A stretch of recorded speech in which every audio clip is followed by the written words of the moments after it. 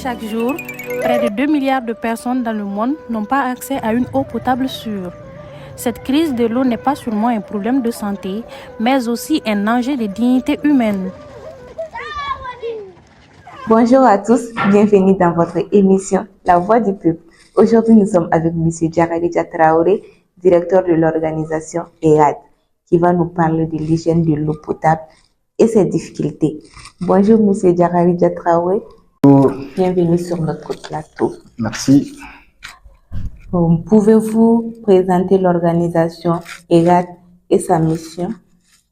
ERAD, comme son nom l'indique, Équipe de recherche action pour le développement durable, est une organisation qui intervient dans le développement et l'humanitaire au Mali.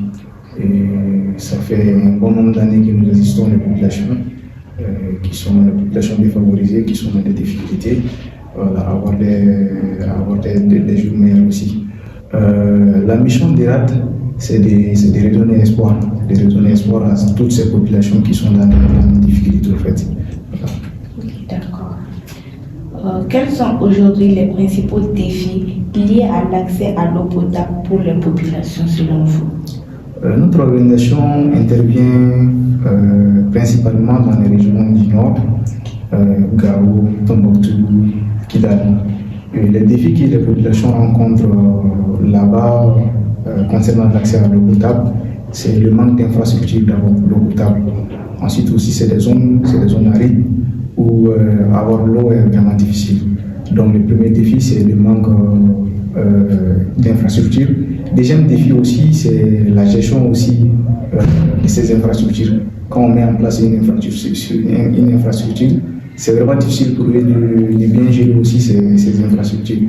Au bout de 2 mois ou 3 mois, ces infrastructures deviennent défectueuses. Voilà. Quelles sont les conséquences du manque d'eau potable sur la santé? Les conséquences du manque d'eau potable sont bien visibles. Quand il n'y a pas d'eau potable, on ne peut qu'avoir une population qui est tout le temps malade. Ça peut avoir aussi des aspects sur l'environnement aussi, des aspects néfastes sur l'environnement. Voilà. Les journalistes ont effectué un reportage sur les difficultés liées à l'accès de l'eau potable sur la population de Lassa. Dans les quartiers de Lassa, l'eau, source de vie, devient un luxe pour de nombreuses familles. D'après Astan Sissogo, ce manque d'eau n'est pas sans conséquences. Il fragilise la santé, expose aux maladies et accentue la précarité.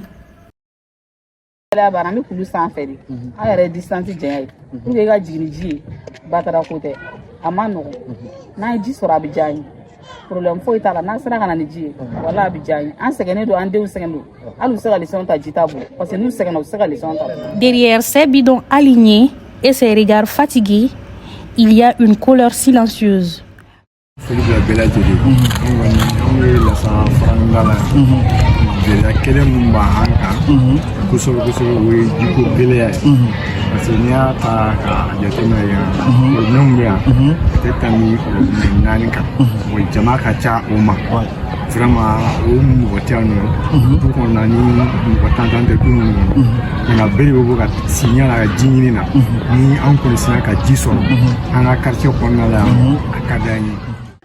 En attendant des solutions durables, ces populations continuent de résister, jour après jour, avec courage et résilience.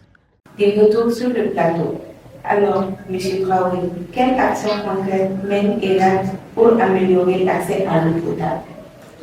Oui, ERAD mène beaucoup d'actions pour l'amélioration de l'accès à l'eau potable, notamment à travers la mise en œuvre des projets et des programmes sur le terrain. Et à travers le projet et notre programme, nous mettons en place des points d'eau dans les écoles de la communauté. Ces points d'eau doivent alimenter les communautés et les écoles en eau potable. Ensuite aussi, nous avons aussi des sensibilisations sur la gestion durable aussi de l'eau potable dans ces localités aussi, à travers nos projets et nos programmes. Quelles solutions durables proposez-vous pour garantir l'accès à l'eau potable?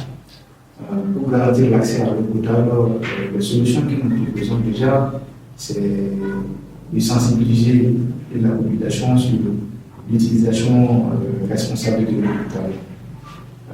Si la population arrive à bien utiliser les ressources en eau qui sont à sa disposition de façon responsable, je pense que ça peut prévenir contre beaucoup de choses. Quelle solution durable proposez-vous pour garantir l'accès à l'eau potable? Bon, la solution durable que nous proposons pour garantir l'accès à l'eau potable, bon, ce sera de doter toutes ces zones-là en point d'eau, en fait. Et de mettre beaucoup l'accent aussi sur la sanitation. Parce que si vous avez des points d'eau et que l'utilisation de ces points d'eau n'est pas responsable, il n'y a pas une bonne utilisation de ces points d'eau, il ne peut pas avoir de solution durable. Mais si on utilise de manière responsable ces points d'eau, ça peut durer au fait. Voilà, la solution que nous proposons, c'est d'impliquer que les communautés s'impliquent aussi dans la gestion de ces points d'eau aussi. Les communautés s'impliquent, que les communautés s'en approprient aussi, quoi. Voilà, parce que tout tourne autour d'eux. Voilà. Okay. Comment vous sensibilisez la population? Nous sensibilisons la population à travers des sessions de sensibilisation de masse. Ces sessions de sensibilisation dans nos programmes, ça se fait dans les écoles, dans les communautés, dans les marchés. Ensuite aussi, nous mettons, comme à chaque fois aussi, quand on fait un point d'eau aussi, nous mettons un comité de gestion aussi des points d'eau. Et à travers ces comités de gestion aussi, nous faisons aussi des sensibilisations aussi. Voilà. Ok, d'accord. Quel message adressez-vous aux populations pour bien protéger et bien utiliser l'eau? Le message que j'aimerais adresser à la population pour bien protéger et bien utiliser l'eau potable, c'est que dans la vie de l'homme, dans la vie de la communauté, l'eau est vraiment importante. Et de plus en plus, cette ressource commence à devenir rare.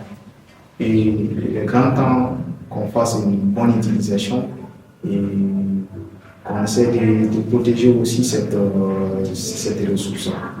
Donc, que chacun, à son niveau, s'engage à bien utiliser les ressources que nous avons aussi et à bien protéger aussi cette ressource que nous avons aussi, qui est le cœur même de la vie, je dirais. Sans eau, il n'y a pas de vie. Voilà. Okay. Alors, votre mot de fin? Le mot de fin, c'est un appel que je vais adresser aux partenaires, que ce soit les partenaires techniques et financiers du Mali et aux autres organisations aussi.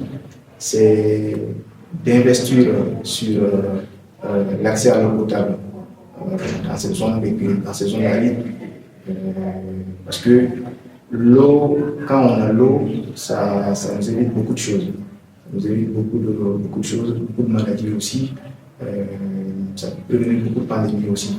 Donc, je les appelle à investir aussi dans la mise en place des points d'eau dans ces zones. Sur ce, c'est la fin de notre émission. On était avec M. Diakarija Traoré, directeur de l'organisation EGAD. Merci de nous avoir suivis et à la prochaine.